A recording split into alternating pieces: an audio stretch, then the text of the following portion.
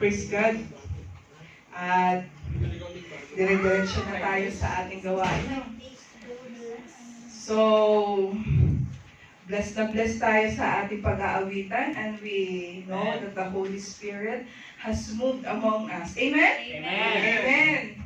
Thank you sa participation ng ating congregation, and thank you, Lord, for your presence. Amen. So, once again, binabati ko po kayo ng good morning and good afternoon or good evening para sa ating mga Zoomliners. Lahat ba nasa Pilipinas? So, good afternoon. Hapon na yata doon sa kanila. Good evening na. Oo. Tayo pala ang good afternoon. Good afternoon sa atin dito and good evening sa ating mga minamahal na Zoomliners sa Pilipinas. So, kumusta po ang lahat? Kumusta po ang mga buhay-buhay natin? Ang trabaho? Mas mabuti kaysa sa dati? Amen. Amen! So, God bless you all sa pagpunta dito and having your choice to sit at the feet of Jesus and enjoy Amen. His presence. No? As we continue to enjoy the presence of the Lord, sabi nga sa slide dyan, we have today is October 20, right? So, we have 65 days before Christmas Day. Hindi lang natin damdam, pero andyan na yung Pasko sa tabi-tabi.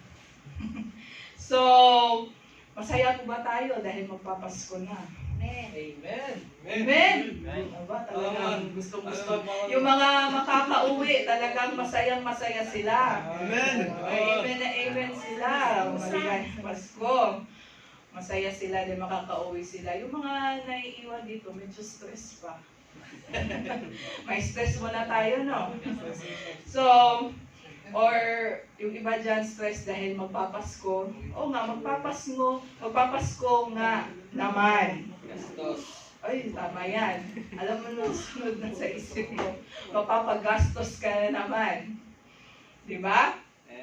So, magsisilabasan na yung mga ano mo, yung mga kamag-anak mo, mga inaanak mo. So, ay, nandito, napatay. Sorry. Ayun. Magpapasko na naman. Lalabas na yung mga kamag-anak mo, naghahanap nito. Mga kamag-anak mo, mga inaanak mo. Ayun. Masakit pa tuloy ang ulo niya. So, sinalo na ba to? Ayun, so, minsan magastos talaga magpasko, pero blessed pa rin tayo kasi kahit pa paano may madudukot pa naman, no? Meron ba? Meron ba? Ang iba sana all may madudukot. So, others are blessed, others are stressed kasi nga iba't iba yung sitwasyon natin. At sa mga uuwi ng Pilipinas, good luck sa gastusin mo, babalik ka din. Babalik din kayo. So ngayon, speaking of blessed and stress, saan po ba tayo? Blessed or stressed? Yes! Blessed? Sure ba tayo dyan? So, dahil blessed, speaking of blessing and stresses, ayan po ang ating word of God today, entitled, Are you stressed or are you blessed? So, sa mga hindi pa sure kung stressed ba sila or blessed or parang binabaliwala lang nila, so here is a short stress test. Okay lang ba kung tatanungin nyo yung sarili nyo or mag-e-evaluate ba kayo kung stress ba kayo or stress ba talaga kayo? So, parehas, tama lang. So, tanungin natin, sabay-sabay natin, sabay-sabay natin, i-evaluate natin mga sarili. Unang-una, ang tanong, it's just answerable by yes or no. So, do you feel tired all the time or have trouble sleeping more than one night a week? Sa isang linggo ba? Nakakatulog ka ba gabi-gabi? Or nahihirapan ka bang matulog once, twice sa isang linggo? Nakakatulog pa naman ng mahimbing? Yes. Yes. Gabi-gabi? Yes. Gabi-gabi, sure yan. Yes. Oh, okay. So, ikaw na nakaalam yan. So, do you have hard time relaxing or feel unable to relax often? Di ka ba nakaka-relax? Or para bang balisa ka ba? Lagi kang may iniintindi. Malagi ka may inuunawa. Sometimes, wala yung sometimes. Or, pwede si or dyan. Or, So sometimes, no? Next, do you forget things often? Makakalimutin ka ba? Nagiging makakalimutin ka ba? Nakakalimutan mo ba ibang bagay? Lagi, si Kuya Jobert, nakikita ko. Si Kuya Jobert yan, no? Ano na kayo, nakadikit. So, are you frequently angry and tired at the end of the day? Pagkatapos ba ng trabaho mo? Pagod ka, galit ka ba? Anong kinagagalit mo? Pagod ka ba? Walang customer, galit. Galit. So, are you frequently angry? Do you feel under pressure? Nape-pressure ka ba? Sometimes. Madalas nape-pressure. Do you often argue even about minor things? Nakikipagtalo ka ba kahit sa mga maliliit na bagay? minsan. O minsan. Minsan, kahit sa kahit sa asin, nakikipagtalo ka. Kahit sa maliliit na bagay. Next, do you feel that you have never have time for yourself? Feeling mo ba napapabayaan mo yung sarili mo? Yung dapat magpapagupit ka na ngayon, pero baden. Alam mo, dapat ka nang maligo, pero pinagpapabukas mo pa. Alam mo, dapat mag-toothbrush ka bago ka matulog, pero ayaw mo mag-toothbrush. Kaya mo toothpaste. Toothpaste lang. Mouthwash na lang. So, next. Do you find yourself not wanting to socialize others? Ayaw mo makipaghalubilo. Anti-social ka. Ayaw mo makipagkaibigan. Ayaw mo makipag-usap sa kasama mo sa trabaho, sa iba. Loner ka. So, next, do you find you lack patience with others and feel others are often wrong about things? Sabi dito, wala ka bang pasensya? At pagka nagkamali yung iba o may pagkakamali yung iba, talagang naiirita ka, hindi mo maalis sa isip yung pagkakamali nila. Galit ka din, kahit sila ang nagkamali. No? Wala kang pasensya. Lagi ba yun? So, last is, do others tell you that you seem tense or upset? Diba madalas may nagtatanong sa'yo, malungkot ka ba? Bakit malungkot ang beshi ko? Ganon, di ba? Ba't malungkot ang beshi ko? Ba't parang malungkot si beshi ko? Ganon. Di ba? Napapansin ba ng mga tao yun sa iyo? Yes or no? So, ikaw po ang nakakaalam kung nakailang yes ka or nakailang no ka. So, stress? Sometimes. Mas maraming yes. Mas maraming yes. So, before we continue to tackle the Word of God, let us bow down our heads in prayer. Yes, Father God, we thank you, Lord God, for your presence, Lord God. We thank you, Lord God, for this appointment, Lord God, that you have given unto us, Lord God. Lord, you have designed this day, this hour, Lord God, na kami magkatipon-tipon, Lord God. And Lord, I ask you, Lord God, that you continue to move, Father God. Move within us. Holy Spirit, move within us, Father. And Lord, may you open our eyes, you open our ears, may you open our hearts, Lord God, to receive, to understand, to hear, Lord God, and do what your word says, Father God. Sa aming araw-araw na buhay, Lord God, hindi namin makakalimutan, Lord God, kung ano ang yung ituturo, Lord God, sa aming Father God ngayon. Father God, I pray that the enemy will have no space, Lord God. We rebuke the works, the malicious works of the enemies today, Lord God. Lord, forbid us, Lord God, from being unfocused, Lord God. Lord, ikaw po ang manguna, ikaw po ang magturo, Lord God, sa amin, Father God. This I pray in the mighty name of Jesus. Amen. Amen. Praise God. So, speaking of stress, gusto natin pag-usapan yung stress, no? At kaya? So, speaking of stress, alam nyo ba na may good stress at may bad stress? Alam ba natin yon? So, the good stress is called eustress daw. Tama ba? Eustress. And the bad stress is called distress. So, good stress, itong eustress, the green side, at distress, the bad stress, is on the yung red side. Eustress is positive stress daw. Makakatulong sa inyo. At ito ang stress na manageable, sabi. Example, yung nagpe-prepare ka na for exam ninyo, but not the night before. Parang pinaghahandaan mo for a long time. Kasi it's a good stress because nakaka-motivate. So, ang symptoms niyan, na-challenge ka. So, motivated, getting out of your comfort zone. Ang isang example din yan, pag nagra-rides ka daw. Nagra-rides ka. Sino mahilig sa rides dito? Yung mga roller coaster, binabalibag ka. Yung mga Ferris wheel, pinagulong-gulong ka, pinaikot-ikot ka na. Tapos sa huli, bandang huli, wala din pala.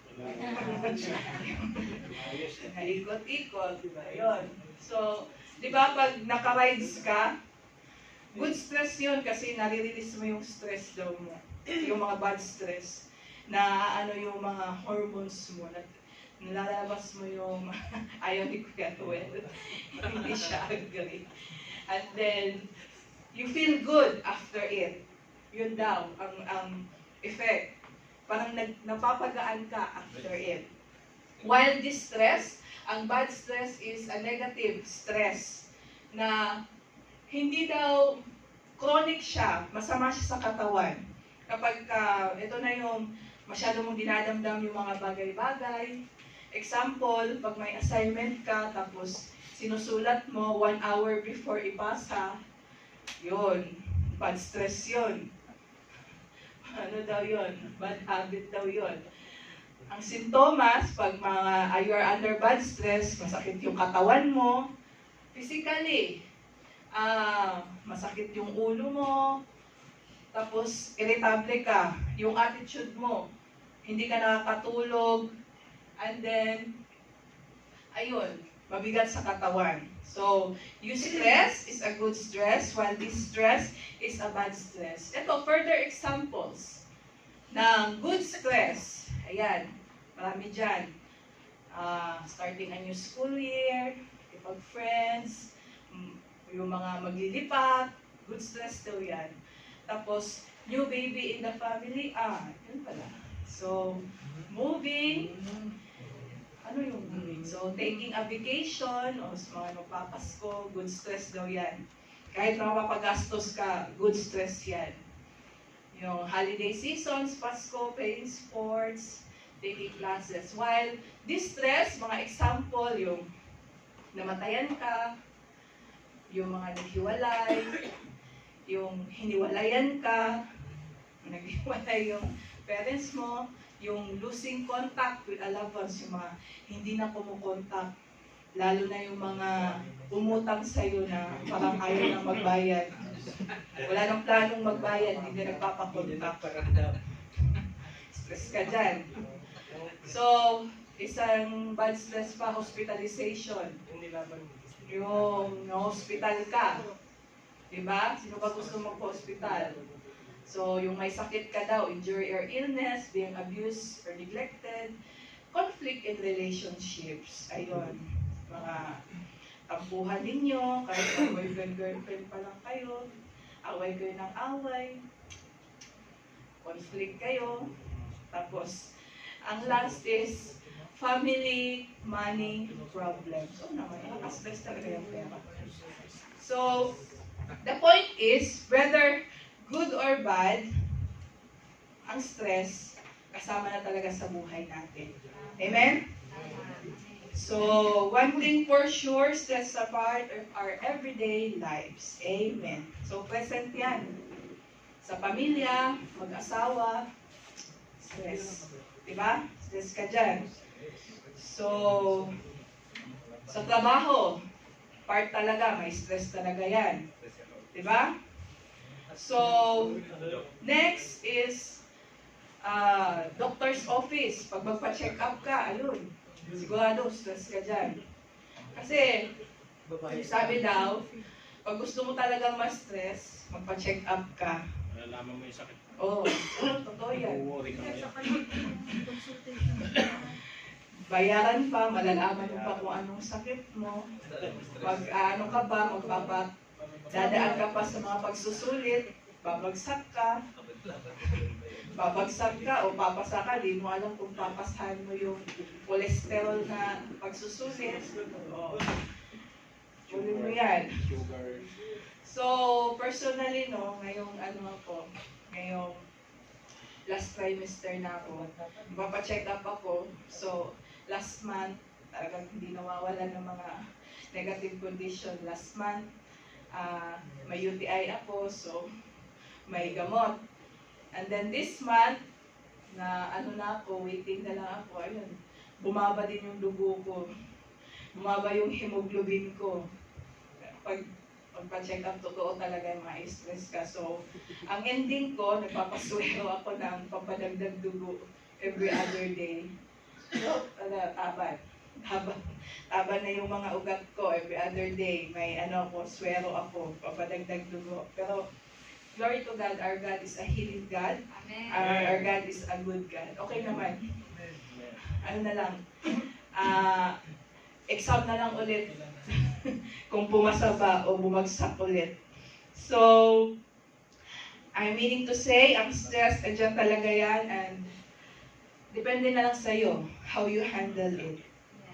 Amen? Amen. Kasi sometimes, we need stress sa ating buhay. Totoo po ba yan? Amen. Sino ang nangangailangan ng stress dito? Bigyan nyo nga yung mga katabi nyo. Pero right amount of stress lang. We need the right amount of stress and tension. Like yung mga, for example, itong instrument natin, yung gitara. Diba? It has strings. Ngayon, pag mahigpit, pag it needs right amount of tension, diba? Kinakabit yan to create hinihigpitan. Pero tama lang dapat. Kasi kung hindi yan, it will not create a sound. Amen? So, kung mahigpit, mapuputol. Kung maluwag, it will not create a sound. Amen? So, it will not create a sound or sintonado ang gitara. Oo, alto yan. So, nung nag-praise and worship tayo kanina, sino ang mga narinig ng alto? Dinig na sa Zoom. Nadinig sa Zoom. Maganda ma-feedback sa Zoom. Yung mga alas sa tono ba? Mga alto. Sige, John. So,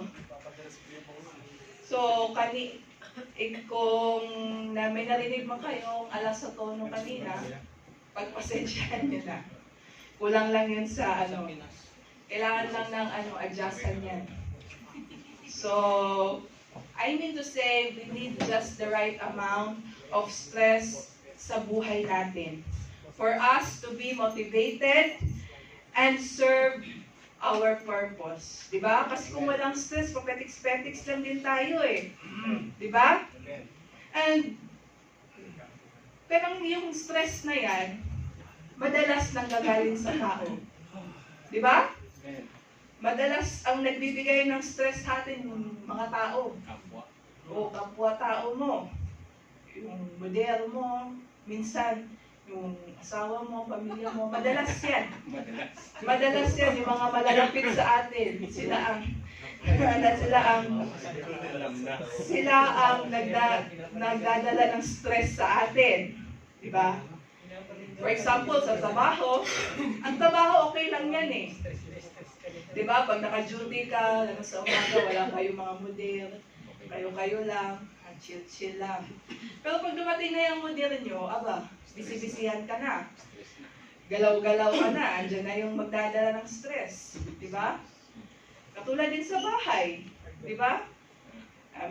Yung mga lutuin, yung mga trabaho, mga labahin, andyan lang yan. Kapag dumating na yung misis mo, gumalaw-galaw ka na. Gumalaw-galaw ka na. Huwag mo na ipayin na talaga ka.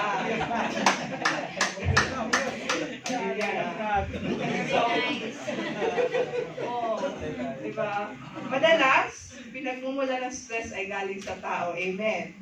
Madalas sila pa yung malalapit sa atin. So, let us look at our text today from the book of Luke 10:38-42. We have our two characters here, Mary and Martha. So, short story lang to, no? And then, sino po ba ang nakakaalam ng story na ito? Ito po ba yung story ng babaeng, ito yung babaeng nag-break ng jar at the feet of Jesus? Ha? Ito po ba yun? Nagbabasa po ba tayo ng Biblia? Ito po ba yung babaeng dinugo ng 12 years? Ay, practice lang. Baka kasi wala tayong natututunan eh. Tagal na natin dito. Di pala natin kilala yung di pala tayo familiar sa mga sa mga Bible stories, no? So, Luke 10:38. Yun. That is the English version. And I encourage everyone, basahin po natin in Tagalog. Sige. Sabay-sabay po tayo. 1, 2, 3. Jesus sa kanyang mga alagad ay nagpatuloy sa kanilang paglalakbay at pumasok sa isang dayo. Malungkot silang tinanggap sa tahanan ni Marta. May kapatid siyang si Maria na nabuo sa bata ng Panginoon upang makinig sa kanyang ituturo.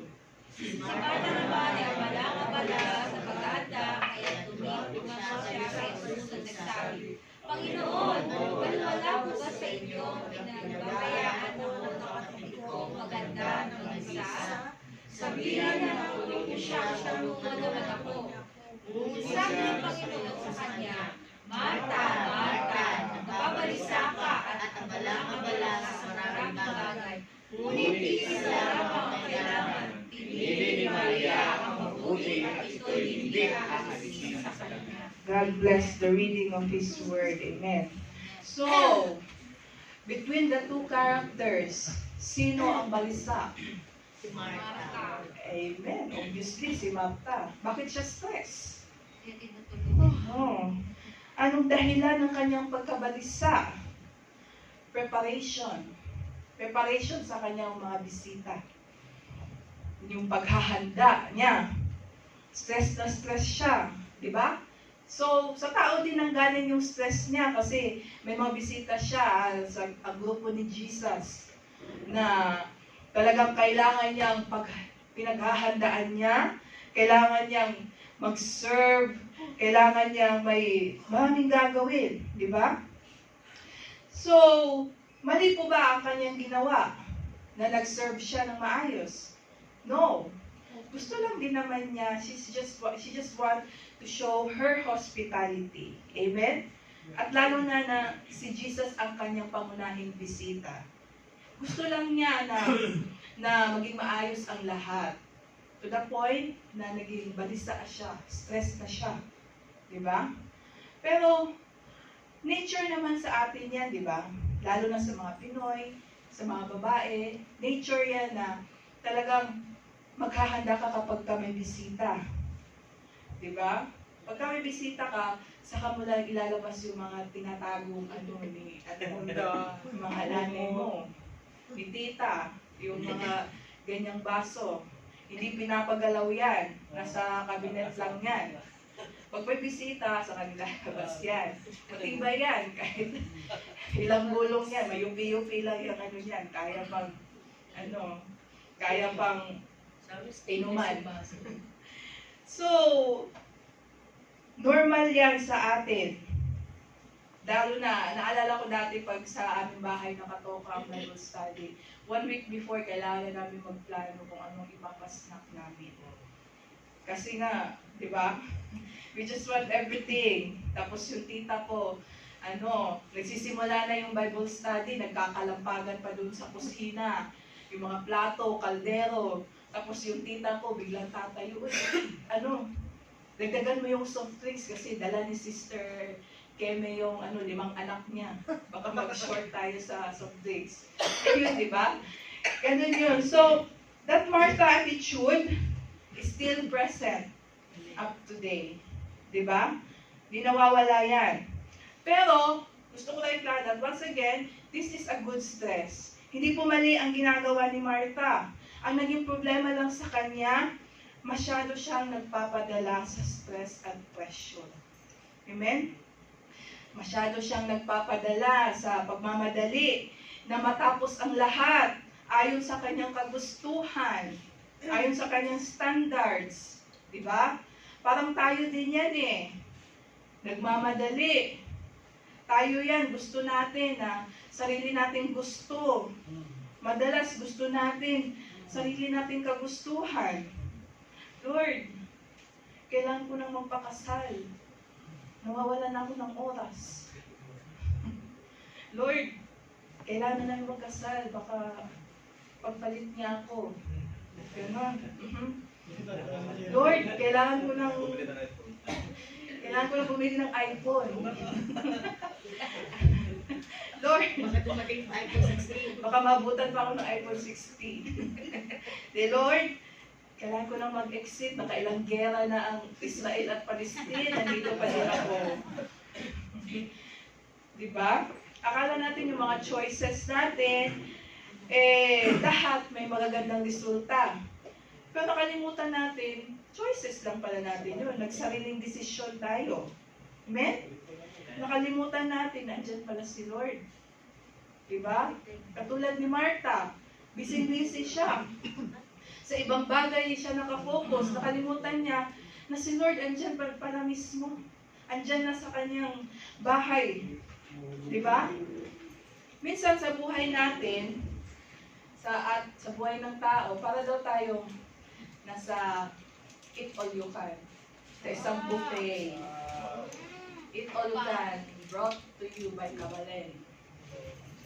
So, para daw tayong nasa eat all you can buffet. So, imagine niyo, kulang pa yan. Na gusto natin kunin lahat.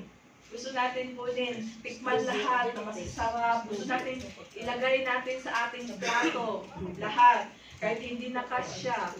Kahit hindi mo lang ninunguya ng maayos, gusto mo matikman. Nagmamadali ka kasi may ibang putahe pa. Diba? Kahit kain ka ng kain, nakalimutan ng bawal sa'yo. Diba? Busy tayo kakaasikaso para makuha ang mga gusto natin. Madalas nawawala tayo sa will ni Lord.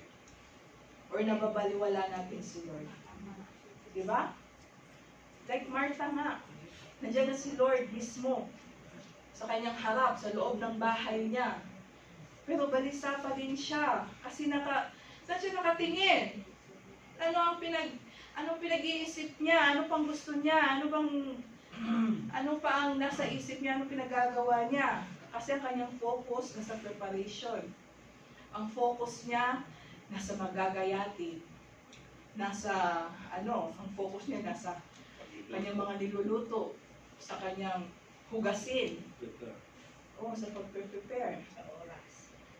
So, may it also serve sa atin, lalo na mga manggagawa, manggagawa sa Panginoon, na sana while we are doing our duties, ginagawa natin mga responsibilities natin sa ating ministry, na gawin natin, not for our own good, not for our own satisfaction, but the Lord's. Amen? Amen? Hindi natin titingnan kung ano ang mas nakakabuti, para sa ating sarili. Dapat mag-practice ako kasi baka mag-practice ako ng maayos kasi nakakahiya. Gusto kong maging gusto ko akong maging number 1. Maging number 1 na drummer, maging gitarista, I want to be the best. Pero, nagiging selfish ka na. You did not offer it to the Lord. Amen? So, we should do it for the Lord's satisfaction. Like, for example, dapat ito ang gamitin na format ng service natin kasi ito ang tama. Para sa iyo lang pala, yun ang tama. Like, dapat ito ang sundin ng iba kasi ito dapat, di ba? So, we should seek the Lord's will first, no? Amen. The Lord's, yung kung ano ang ni Lord, revelation ni Lord para sa atin. Amen? Para lalo na sa ating mga gawain. So, whatever we do, we should do it all for the glory of God. Amen. For the glory of the Lord. Amen? So, another lesson sa buhay ni Martha. Hindi natin kailangan ma-pressure. Hindi daw natin kailangan ma-pressure at hindi natin kailangan magmadali. Hindi natin kailangan tapusin ang mga bagay-bagay ora mismo. Bakit ka nagmamadali? May quota ka ba? Target. Oo. Ba't ka nagmamadali matapos ang mga bagay-bagay? Di ba? Tingnan mo si Martha, nagmamadali.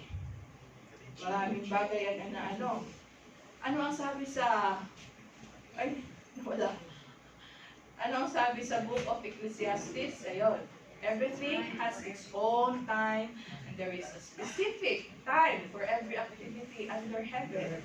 Amen. So tayo, that we are under in heaven, lahat daw na nangyayari sa buhay natin, lahat na magaganap, there is a time, there is a season, there's a specific time. Yun ang sabi sa word ni God sa Ecclesiastes. Kaya, bakit ka magmamadali?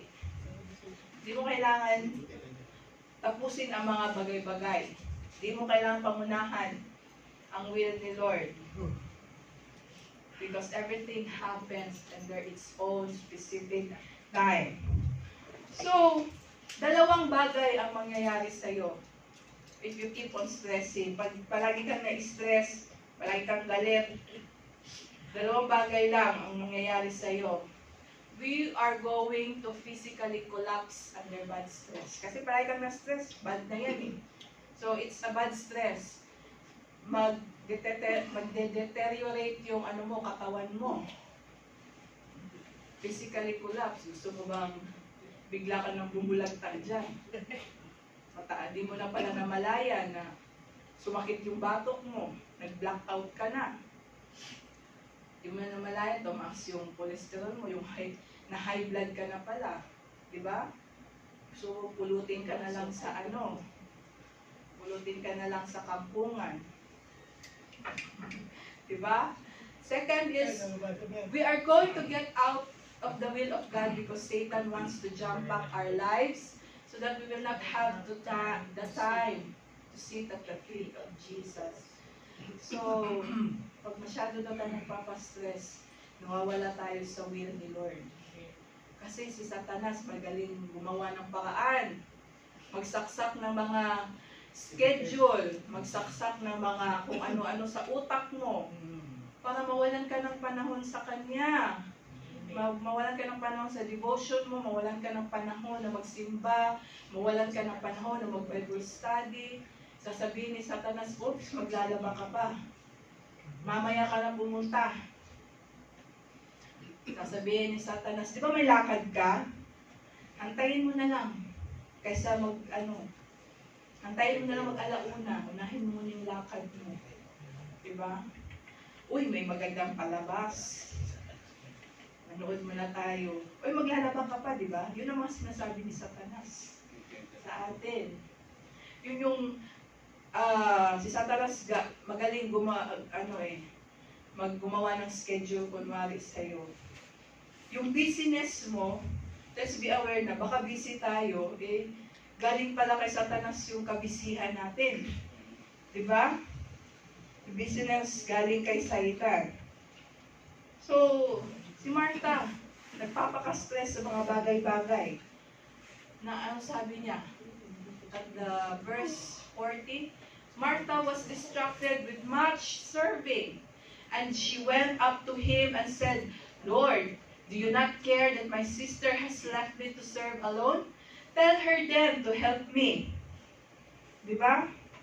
Sa sobrang pagka-stress niya, nasabi niya ito kay Lord. Dalawang bagay. Ang sabi niya, she said Mary did not care about the work she was doing. Nagsumbong siya kay Lord dahil sa pagka-stress niya na yung kapatid kong si Maria, walang pakialam. Walang pakialam sa mga gawaing bahay, di ako tinutulungan. Dapat tinutulungan niya ako. And then, the next thing is, to the point na, she also accused the Lord of not caring. Para, yun nga, Lord, wala ka pong pakialam na yung kapatid ko, hindi ako tinutulungan. Ako'y busy-busy na. Pagod na ako. So, baka ganyan din tayo, no? Sometimes sa buhay ng tao, lalong-lalo na pagka may pagsubok or sunod-sunod yung mga iniisip natin, sunod yung mga problema. Madali tayong madala sa emosyon natin. Pati si Lord, naku-question natin.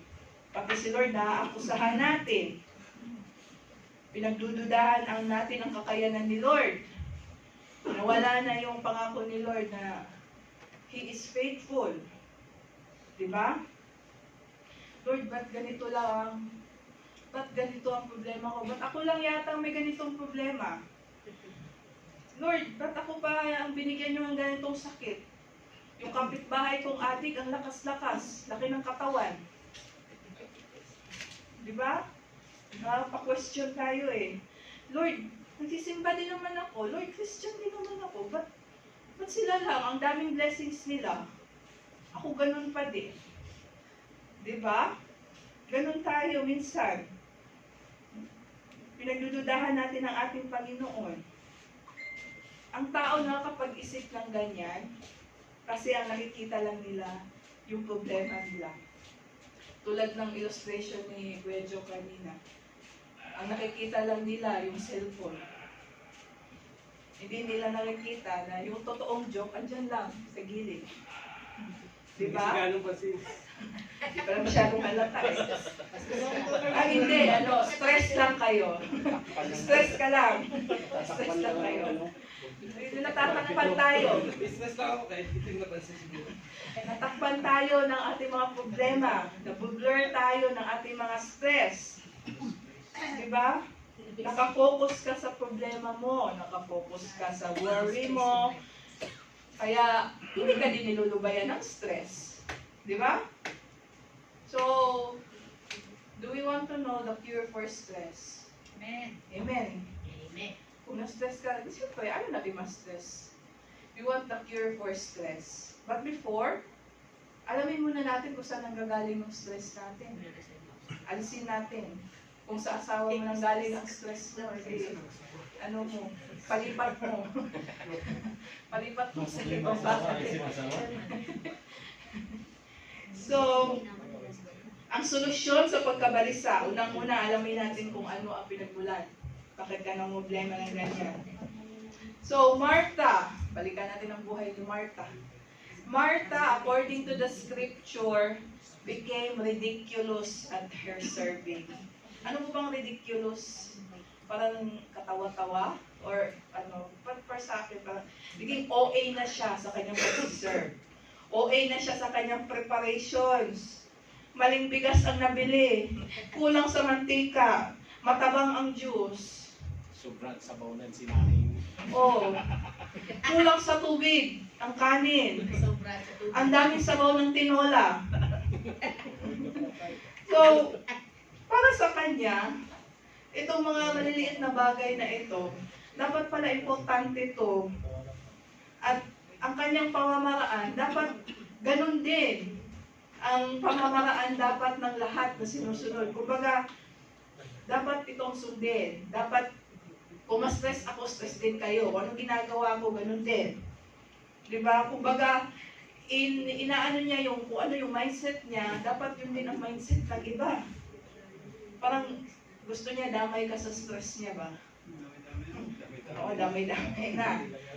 Ganun ba? So, we should watch out for this kind of attitude. We should watch out for this kind of people, no? Baka madala ka sa stress nila. Diba?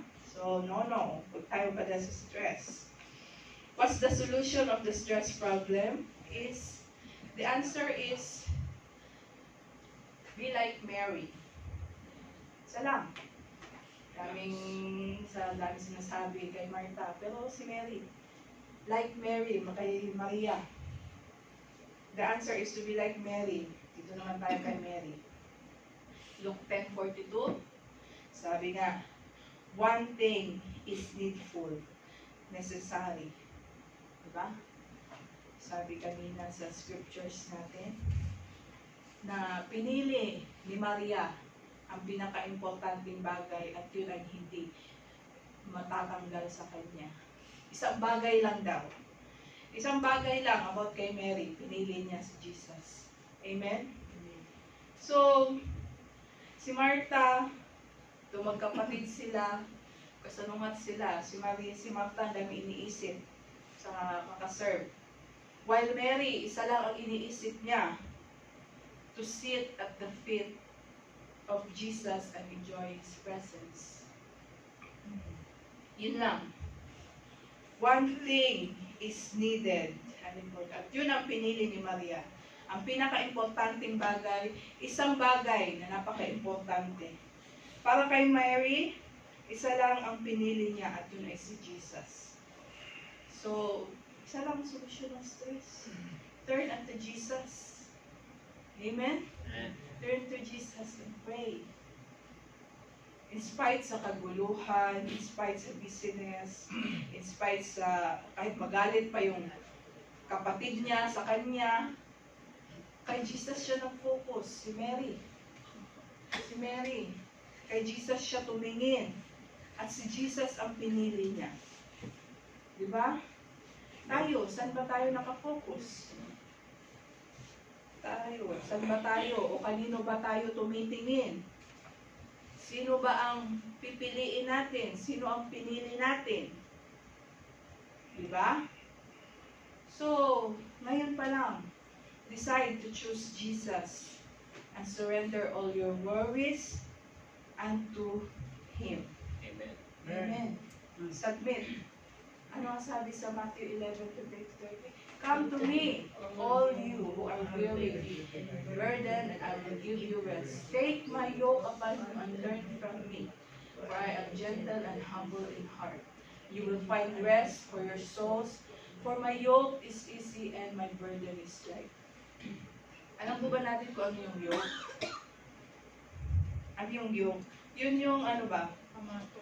Oh, pamato. Yung pagka may kalabaw ka, yun yung nilalagay sa batok ng kalabaw para mahila niya pag nag-aararo, ganon.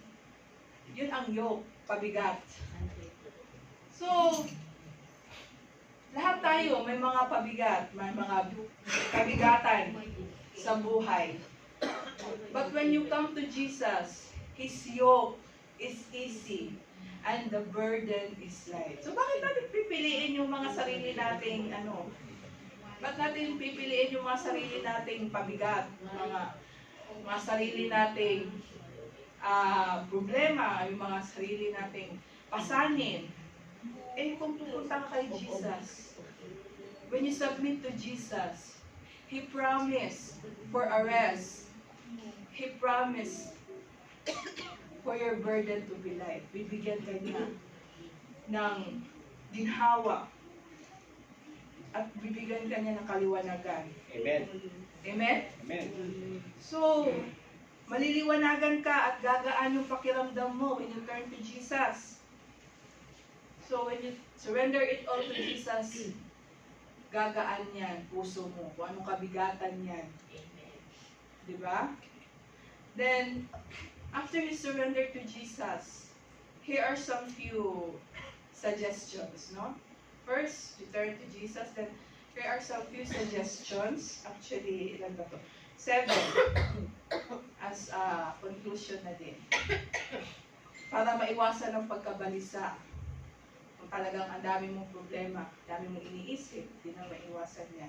Unang-una, learn to prioritize. Amen. Unahin ang dapat unahin. Learn to prioritize. Unahin mong kumain. Kasi pag hindi ka makakain, hindi ka rin makaisip ng maayos. Totoo ba yan? Pero totoo yan. Pag makalam yung sikmura mo, hindi mo priority yung gutom mo, hindi ka makakaisip ng maayos. Di ba, Junie? Parang kalabaw lang. Parang kalabaw na Gutom pa, gutom. Learn to prioritize. Unahin mo daw kung anong importante. Sa lahat ng goal mo, anong pinaka-importante? Ikaw lang nakakaalam niyan. At si Lord. Next, lean on the Lord. Trust in the Lord daw. Matuto kang sumandal sa Diyos. Ano ang sabi ng Proverbs 3:5 ba yun? 3:5 and say, trust the Lord with all your heart and lean not on your own understanding. Diba? Amen. In all His ways of knowledge, all your ways of knowledge Him. Diba? Lean on the Lord. Sa kay Lord ka, magtiwala. Hindi sa kumpanya nyo. Hindi sa sarili mong kakayanan. But to lean on the Lord. Amen. Next, magdasal ka lagi. Pray without ceasing. First Thessalonians 5:17. Memory verse yan. Ay, takatali. Oo. Ay, takatali. Isa yan sa tatlong words lang eh. Di ba may isang memory verse ka na? Tatlong words lang, tapos may isang memory verse ka na. Pray without ceasing. Sa other version, pray continually. Lagi ka daw magdasal. Maliliit at maglalaking bagay, pagdasal mo lagi sa ating Panginoong Jesus. Amen? Next is, live one day at a time. Isa-isa lang daw. Huwag mo magsabay-sabayin. Isa-isa lang. Di ba? Sa Monday ka mamroblema ng patulad ng kung paano mo binabudget yung ulam mo. Ngayon, paglulumpia ka, sa Tuesday, may crispy pata ka, ganon. Tapos sa Wednesday, tuyo ka na lang. Tapos pag walang sahod, Indomie. Ayun. Indomie. Tapos pag na-delay pa yung sahod, itlog. Bigla ka ng itlog. Yun. So, live one day at a time. Huwag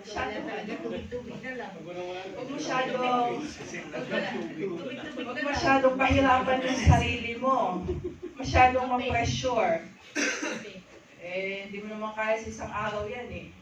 Diba? So, next is, do not take life too seriously. Learn not to take life too seriously. Hindi masyadong isip-isipin yan. Mahal pa ang iPhone. Hindi, saan na lang? Itabi mo. Kung wala kang cash. Kaya pala nag-iitlog na lang eh.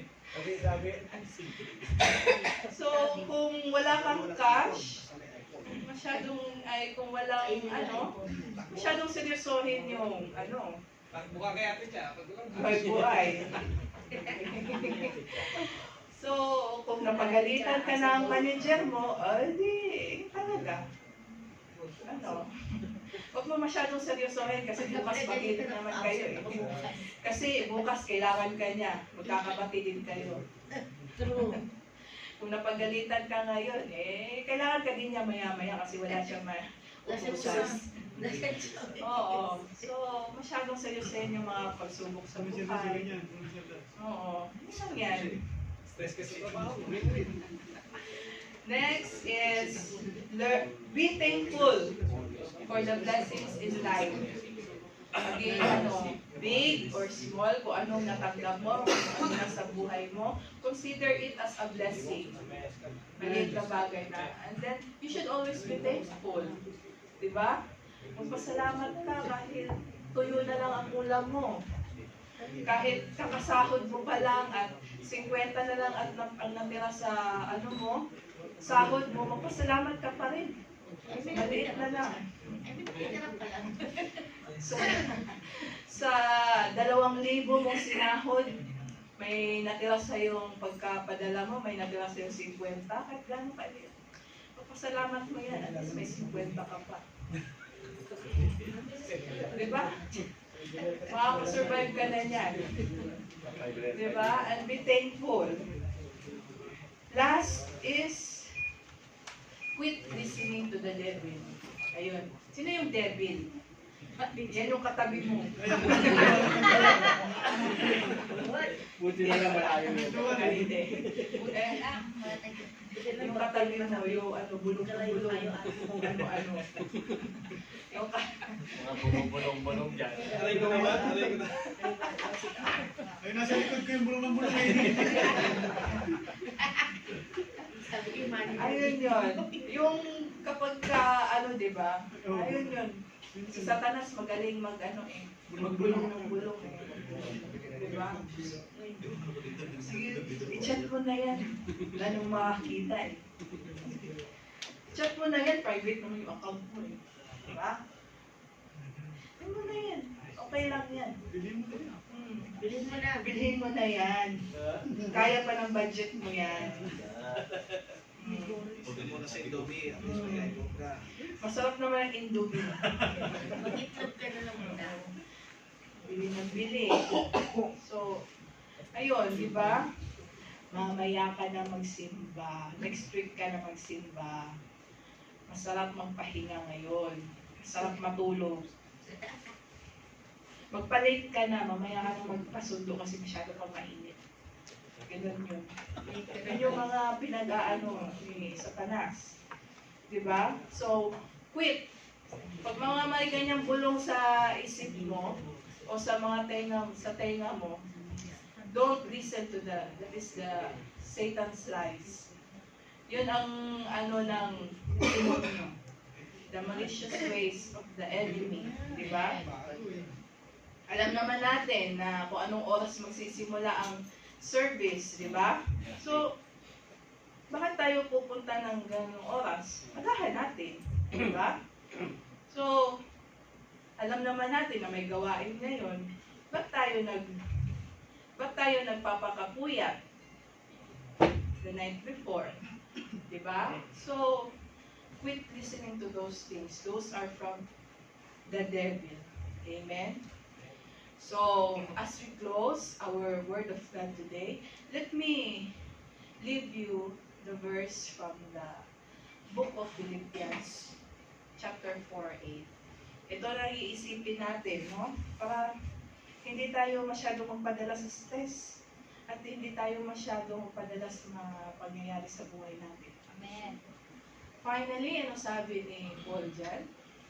Finally, brothers, whatever is true, whatever is honorable, whatever is just, whatever is pure, whatever is lovely, whatever is commendable, if there is any excellence, if there is anything worthy of praise, think about these things. Amen. Diba? Ito lang, mga positive things. Iwanan natin yung wag tayo doon sa mga negative. Doon sa totoo, doon sa karapat-dapat. Pure and lovely. Worthy of praise. Yun ang isipin natin. Yun, punuin natin ang pag-iisip natin ng yan para hindi tayo masaksakan ng mga kasinungalingan ng kaaway. Diba? Amen. Amen. So, are we blessed by the word of God? Amen. Amen. So, pwede po ba natin kantahin yung last song natin that Christ is enough. So, just like Mary, ano ang ginawa niya at ano ang pinili niya? Jesus Christ. Si Jesus Christ lang ang pinili niya. And her mindset is, Jesus Christ is enough for her. Amen? Amen. So let us all stand. Kahit yung chorus lang, let us declare it. Let us declare it and claim the word of God. That Jesus is enough for us. Jesus is enough for you. Jesus is enough for your financial situation. Jesus is enough for your family. Jesus is enough for your health. Oh Lord Jesus, you are enough for us, Lord. You alone are enough, Father God. Hallelujah, Lord. We will not be in search of anything, Lord God. Hindi namin iisipin, Lord God, ang ibang bagay. Hindi po namin. And Lord, yes, Lord God, hindi po kami papastress. We will focus on you, Father God. Because you are enough. Everything I need is in you. Lahat ng kailangan namin ay nasa iyo. Christ is enough for me.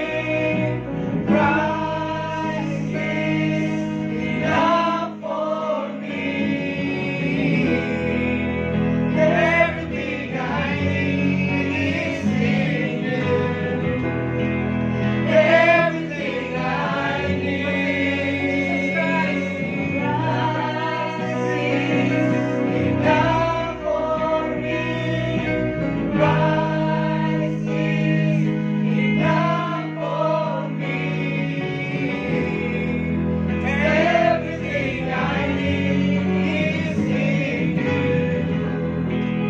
Everything I need. I have decided to follow Jesus. No turning back. Wala nang balikan, kapatid. No turning back. I have decided. Wala nang balikan, wala nang limunan. Follow Jesus. No turning back. No cross. The cross for me. The world behind me. No turning back. No turning back. The cross before me. The world behind me. No turning back. No turning back. I have decided to follow Jesus. No turning back. No turning back. I have decided to follow Jesus. No turning back. No turning back. The cross before me. The world behind me. No turning back. No turning back. The cross before me. The world behind me. No turning back. No turning back. I have decided to follow Jesus. No turning back.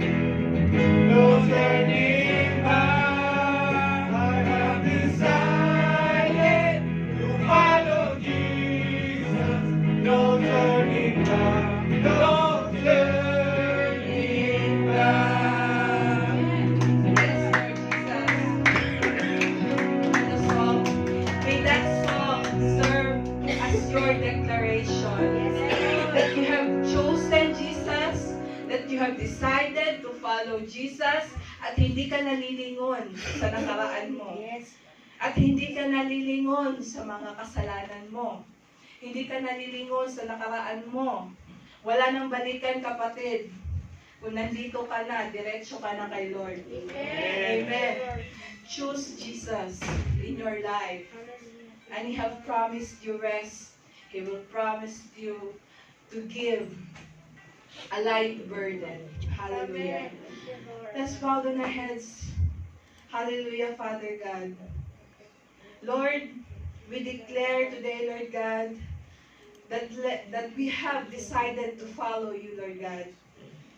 We have decided to choose you, Lord God. Iiwan po namin, Lord God, ang aming mga kasalanan. Iiwan po namin ang mga kabigatan namin, Lord God. Iiwan po namin, Lord God, ang aming mga inaalala at aming mga problema, Father God. Lord, alam niyo po ang kabigatan ng bawat isa. Alam niyo po ang dinidesire ng bawat isa, Lord God. Lord, hinahayag namin ang aming mga puso, Lord God, sa iyo, Lord God. Lord, ikaw ang nakakaalam at ikaw lahat ang nakakakita, Lord God, kung ano ang nasa loob ng aming isipan at nasa aming puso, Lord God. Lord, bless our motives, Lord God, and may our motives and our intention be in line with your will, Father God. Lord, binigyan niyo po kami ng free will, Lord God. And Lord, itong free will na natitira sa amin, Lord God, we surrender it all to you, Lord God.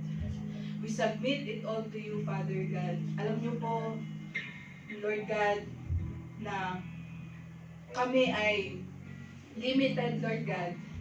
We are nothing apart from you, Lord God. So Lord, we surrender and we lean on you, Lord God. We trust on you, Lord God. Lord, ang kabigatan ng bawat isa, you have promised to lighten it, Lord God. You have promised, Lord God, na tutulungan niyo po kami, Lord God.